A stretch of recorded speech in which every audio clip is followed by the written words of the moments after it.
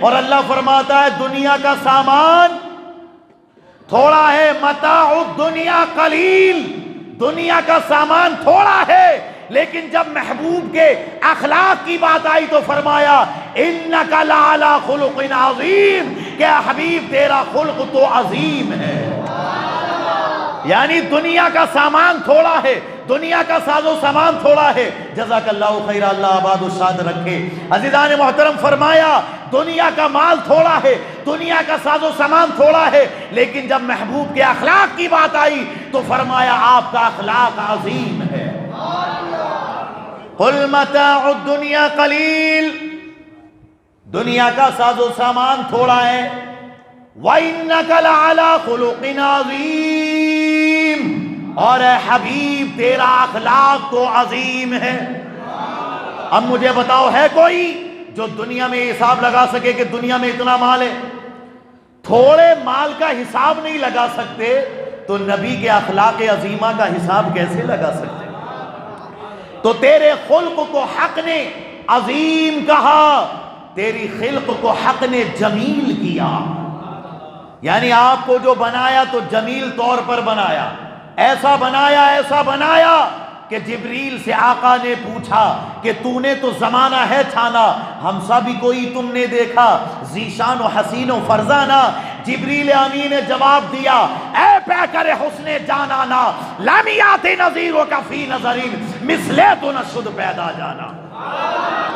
یا رسول اللہ، زمین و آسمان دیکھے، کائنات کا ایک حصے سے دوسرا حصہ، یہاں تک کہ حضرت آدم علیہ السلام سے لے کے حضرت عیسیٰ علیہ السلام تک تمام انبیاء اور رسول کو دیکھا، لیکن آپ کے جیسا کسی کو نہ دیکھا۔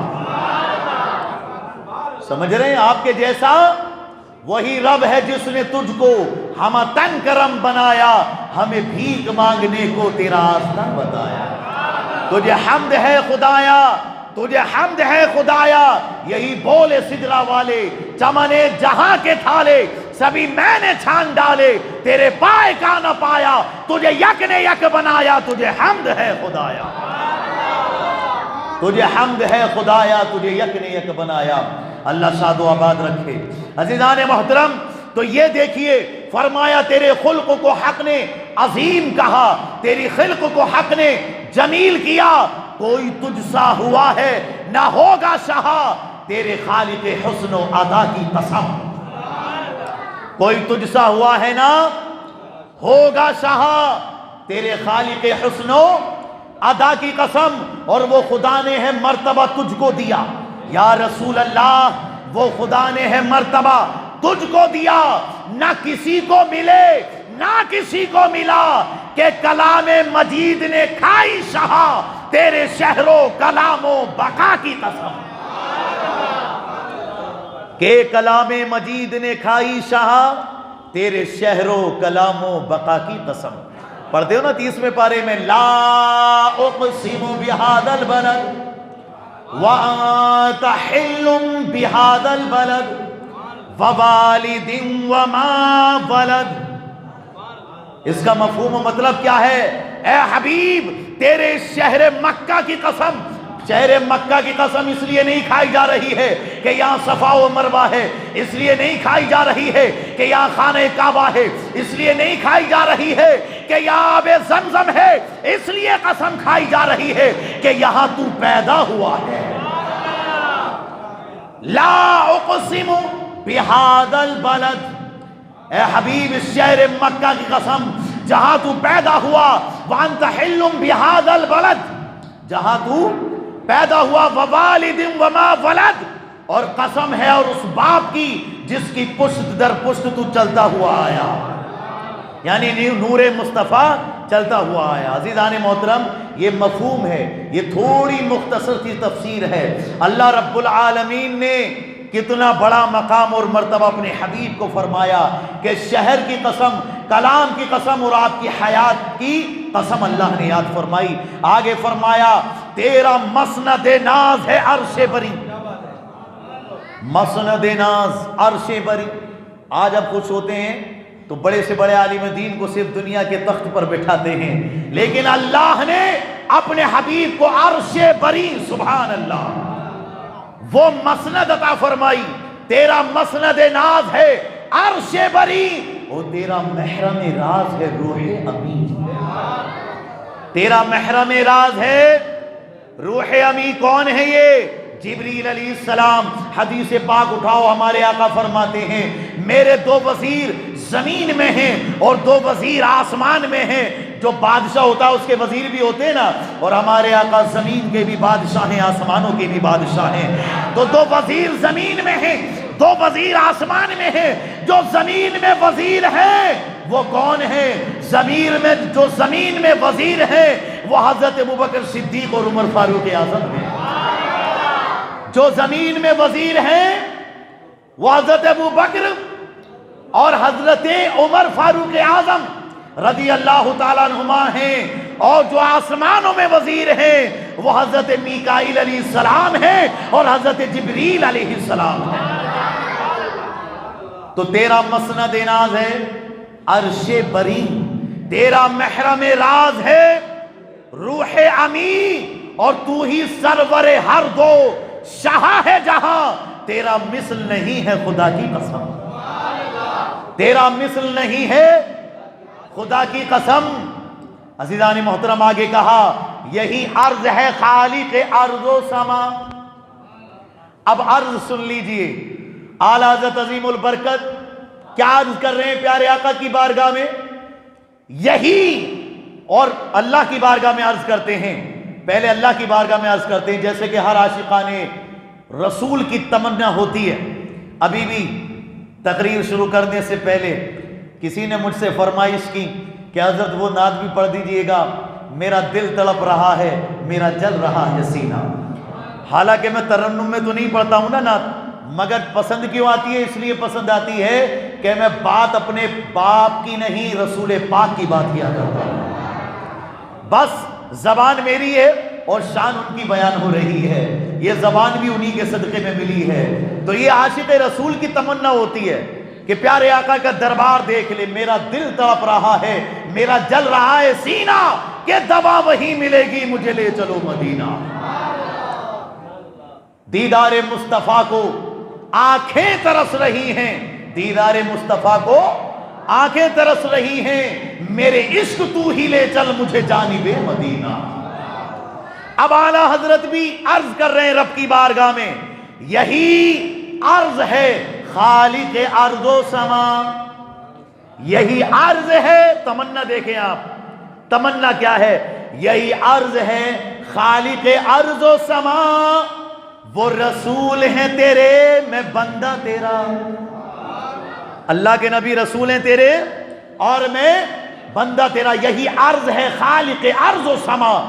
وہ رسول ہیں تیرے، میں بندہ تیرا، اور مجھے ان کے جوار میں دے وہ جگہ کہ ہے خلد کو جس کی صفا کی قسم.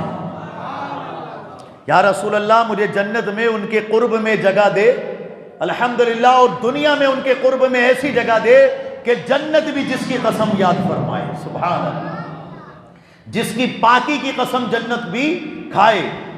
مجھے ان کے جوار میں دے وہ جگہ کہ ہے خلد کو جس کی صفا کی قسم. سبحان اللہ. اور فرمایا تو ہی بندوں پہ کرتا ہے لطف و عطا، تو ہی بندوں پہ کرتا ہے لطف و عطا. ہے تجھی پہ بھروسہ، سبحان اللہ، ہے تجھی پہ بھروسہ، ہے تجھی سے دعا. تو ہی بندوں پہ کرتا ہے لطف و عطا، ہے تجھی پہ بھروسہ، تجھی سے دعا. اب دعا کیا مانگ رہے ہیں؟ ہمارے بھی دل میں دعائیں اور تمنائیں ہوتی ہیں، مگر 99% صرف دنیا کی دعا ہوتی ہے. اب یہ ہے یہاں پہ عرض کر رہے ہیں ہمیں بھی ایسی دعائیں کرنی چاہیے اور دل میں عقیدہ رکھنا چاہیے کہ ماشاءاللہ جو ہمارے بزرگوں نے دعائیں کی اسی طرف ہماری توجہ ہونی چاہیے کہ تو ہی بندوں پہ کرتا ہے لطف و عطا، ہے تجھی پہ بھروسہ. اب اگلا جو شعر آ رہا ہے نا، خاموش مت بیٹھنا. اگر دل میں تمنا ہے پیارے آقا کے دیدار کی تو ضرور بولنا کہ ہے تو ہی بندوں پہ کرتا ہے لطف و عطا، ہے تجھی پہ بھروسہ، تجھی سے دعا، مجھے جلوے رسول پاک دکھا. مجھے جلوہ رسول پاک دکھا، تجھے اپنی ہی عز و علا کی قسم، یا اللہ تجھے اپنی عزت و جلال کی قسم ہے کہ تو مجھے اپنے حبیب کا دیدار کرا دے، تو مجھے اپنے حبیب کا، اللہ اکبر اللہ اکبر اللہ اکبر، یا رسول اللہ یا رسول یا رسول اللہ صلی اللہ علیہ وسلم، یا رسول اللہ۔ الحمدللہ، یہ دل سے نکلی ہوئی آوازیں ہیں جو آپ سن رہے ہیں۔ تو ہی بندوں پہ کرتا ہے لطف و عطا، ہے تجھی پہ بھروسہ، تجھی سے دعا، جزاک اللہ خیر، اللہ برکت و رحمت عطا فرمائے۔ عزیزان محترم، تو فرمایا تو ہی بندوں پہ کرتا ہے لطف و عطا، اللہ آپ کو مدینے کی حاضری نصیب فرمائے، الحمدللہ۔ عزیزان محترم، بس ماشاءاللہ سبحان اللہ، الحمدللہ۔ ویسے جب سے میں یہاں آیا ہوں یہ وقت مجھ سے یہی دعا کے لیے کہتے ہیں کہ حضرت مدینے جانے کی دعا فرمائے۔ عزیزان محترم، بس درود پاک پڑھ لیجیے، اللہم صلی علی سیدنا و مولانا محمد مبارک وسلم صلی اللہ تعالیٰ علیہ وآلہ وسلم۔ فرمایا تو ہی بندوں پہ کرتا ہے لطف و عطا، ہے تجھی پہ بھروسہ، تجھی سے دعا، اور مجھے جلوہ رسول پاک دکھا، مجھے جلوہ رسول پاک دکھا، تجھے اپنی ہی عز و علا کی قسم، یا اللہ تجھے اپنے عزت و جلال کی قسم ہے کہ تو مجھے اپنے حبیب کا دیدار کرا دے۔ اور اللہ نے قبول بھی فرمائی یہ دعا، سبحان اللہ۔ جب گئے تھے تو دعا، پیارے آقا کا دیدار کیا تو کہا تھا نا اعلیٰ حضرت نے، تو زندہ ہے واللہ، تو زندہ ہے واللہ، میری چشم عالم سے چھپ جانے والے چمک تجھ سے پاتے ہیں سب پانے والے، میرا دل بھی چمکا دے چمکانے والے،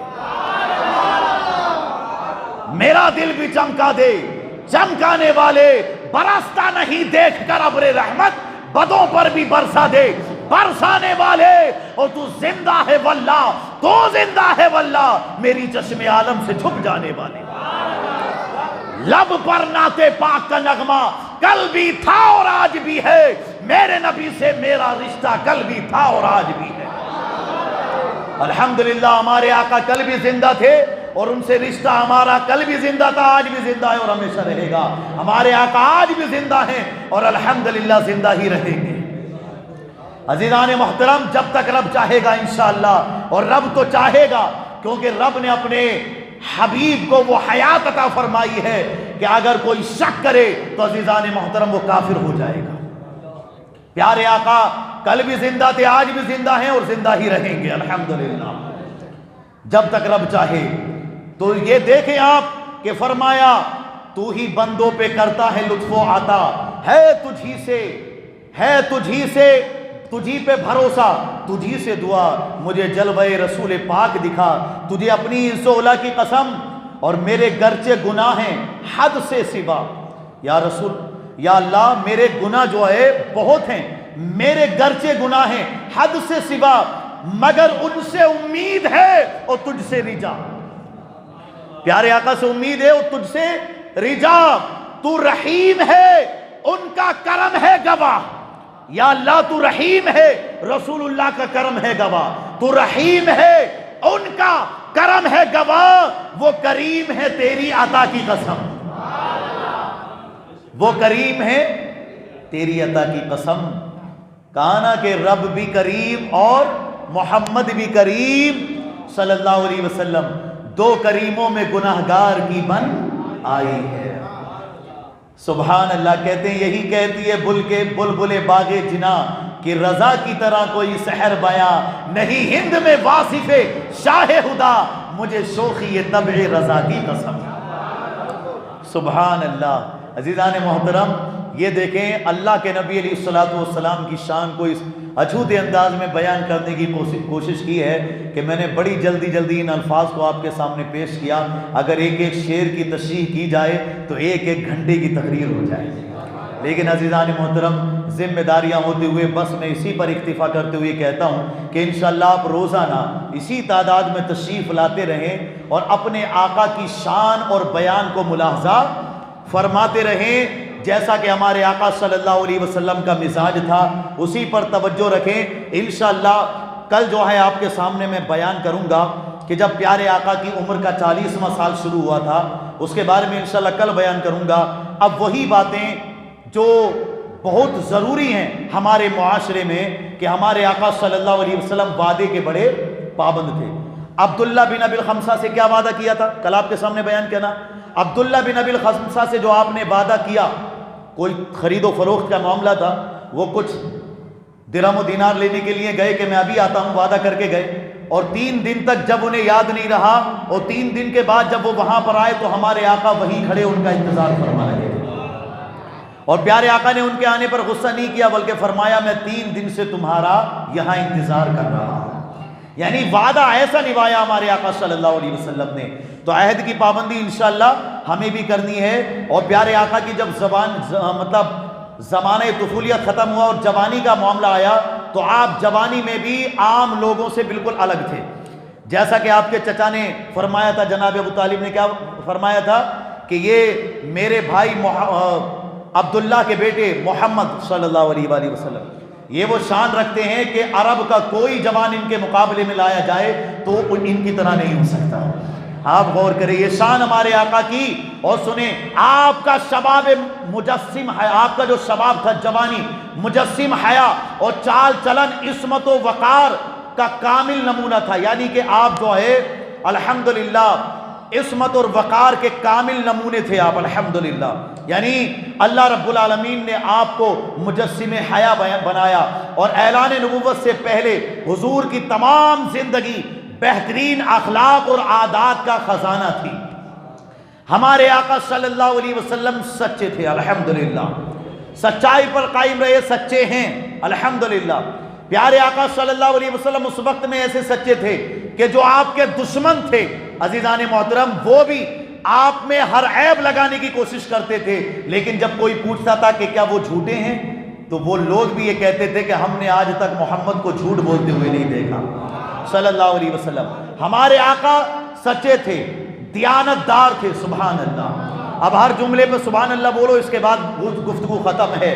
ہمارے آقا سچے تھے الحمدللہ، دیانت دار تھے، وفادار تھے، عہدے کے پابند تھے، بزرگوں کی عظمت کرتے تھے، چھوٹوں پہ شفقت کرتے تھے، رشتہ داروں سے محبت کرتے تھے،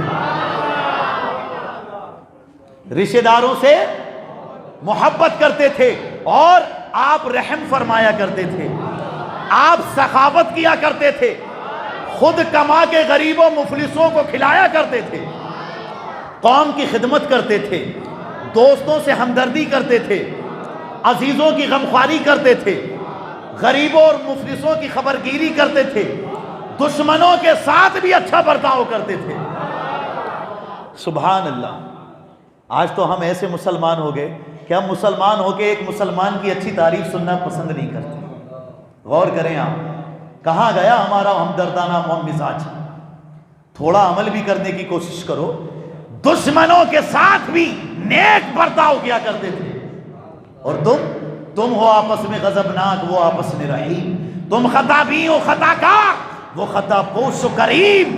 چاہتے سب ہیں کہ ہو اوج ثریا پہ مقیم، پہلے ویسا کوئی پیدا تو کرے قلب سلیم. یہ ڈاکٹر اقبال نے کہا تھا، یہ اشعار ہے، ان پر بھی 2-4 گھنٹے گفتگو ہو سکتی ہے. ڈاکٹر اقبال کہتے تھے تمہارے بزرگ آپس میں رحیم تھے، محبت کرتے تھے، رحم کرتے تھے، اور تم آپس میں غضبناک ہو، ایک دوسرے کو کھانے کی تمنا رکھتے ہو، مارنے کی تمنا رکھتے ہو. تم ہو آپس میں غضبناک، وہ آپس میں رحیم. تم خطا بھی ہو خطا کار، تم ایسے ہو کہ خطائیں کرتے بھی ہو، اور اگر کوئی خطا کر دے تو اس کی خطاؤں کو بیان بھی کرتے ہو. تم خطا بھی ہو خطا کار، وہ خطا پوش و کریم. تمہارے بزرگ خطاؤں کو بیان نہ کرتے تھے، وہ خطاؤں کو چھپایا کرتے تھے. تم خطا بھی ہو خطا کار، وہ خطا پوش و کریم. چاہتے سب ہیں کہ ہو اوج ثریا پہ مقیم، پہلے ویسا کوئی پیدا تو کرے قلب سلیم. ارے ویسا دل تو پیدا کرو، سمجھدار طبیعت تو پیدا کرو. تم تو اپنے ماں باپ کو نہیں بخشتے، تم تو اپنے بھائی کو نہیں بخشتے، تم تو اپنے پڑوسی کو نہیں بخشتے، تم تو اپنے عقیدے والے کو نہیں بخشتے، تم تو اپنے سنی کو نہیں بخشتے، تو پھر غیروں کے ساتھ کیسے وفاداری کرو گے؟ یہ ہمارے آقا ہیں، قوم کی خدمت کرتے، دشمنوں کے ساتھ بھی نیک برتاؤ کرتے، چاہتے سب ہیں کہ ہوں اوج ثریا پہ مقیم، پہلے ویسا کوئی پیدا تو کرے قلب سلیم، وضع میں تم ہو نصارہ تو تمدن میں ہنود، شور ہے ہو گئے دنیا سے مسلمان آبود، ہم یہ کہتے ہیں کہ تھے بھی کہیں مسلم موجود، وضع میں تم ہو نصارہ، رنگ میں تم ہو نصارہ، ڈھنگ میں تم ہو نصارہ، تو تمدن میں ہنود، تہذیب میں ہنود، کلچر میں ہنود، یہ مسلمان ہیں جنہیں دیکھ کے شرما یہود۔ یوں تو سید بھی ہو مرزا بھی ہو افغان بھی ہو، تم سبھی کچھ ہو بتاؤ تو مسلمان بھی ہو، تم سبھی کچھ ہو بتاؤ تو مسلمان بھی ہو۔ ہمارے آقا دشمنوں کے ساتھ نیک برتاؤ کرتے، مخلوق خدا کی خیر خواہی کرتے، غرض یہ کہ تمام نیک خصلتوں اور اچھی اچھی باتوں میں آپ اتنی بلند منزل پر پہنچے ہوئے تھے کہ دنیا کے بڑے بڑے انسانوں کی وہاں تک رسائی ممکن نہیں۔ محبت کے بنا اپنا گزارا ہو نہیں سکتا، نبی کے بن نظاروں کا نظارہ ہو نہیں سکتا۔ یہ غیر مسلم نے کہا تھا، سمجھے، کہ محبت کے بنا اپنا گزارا۔ مسلمانوں تم بھی سن لو اور عمل کرو اس پر، ہم سب عمل کریں۔ کیا کہہ رہا ہے وہ غیر مسلم پنڈت کہ محبت کے بنا اپنا گزارا ہو نہیں سکتا، نبی کے بن نظاروں کا نظارہ ہو نہیں سکتا، اور مجھے اپنا کہو چاہے مجھے تم غیر کہہ دینا، نہیں ہے جو محمد کا ہمارا ہو نہیں سکتا، نہیں ہے جو آقا کا وہ ہمارا ہو نہیں سکتا۔ صلی اللہ علیہ محمد صلی اللہ تعالیٰ علیہ وآلہ وسلم، اپنے آقا کی سیرت کو اپناؤ۔ He was the only man in history who was supremely successful on both the religious and secular levels۔ پوری کائنات میں اگر سب سے بہتر، سب سے بڑھ کر سب سے افضل، دنیاوی اعتبار سے سیاسی اعتبار سے اگر وہ ہیں تو وہ ہمارے آقا و مولا ہیں صلی اللہ تعالیٰ علیہ وسلم۔ اللہ رب العالمین سچا عاشق مصطفیٰ بن کر زندگی گزارنے اور دوسروں تک اچھی باتیں پہنچانے، مل جل کر محبت کے ساتھ رہنے کی اللہ توفیق عطا فرمائے۔ وآخر دعوانا الحمدللہ رب العالمین۔ السلام علیکم۔